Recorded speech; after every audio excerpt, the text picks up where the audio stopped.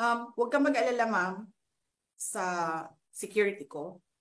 Kasi may kinausap na ako na tao.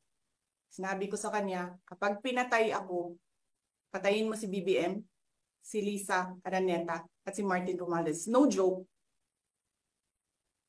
No joke. Nagbilin na ako, ma'am. Pag namatay ako, sabi ko, huwag ka tumigil hanggang hindi mo mapatay sila. And then he said yes. Nakakabahala ang mga pahayag na narinig natin itong mga nakarang araw.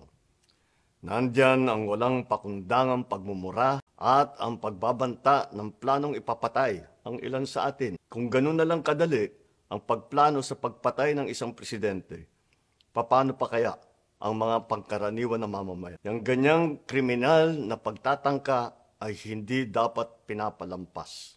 Yan ay aking papalagan.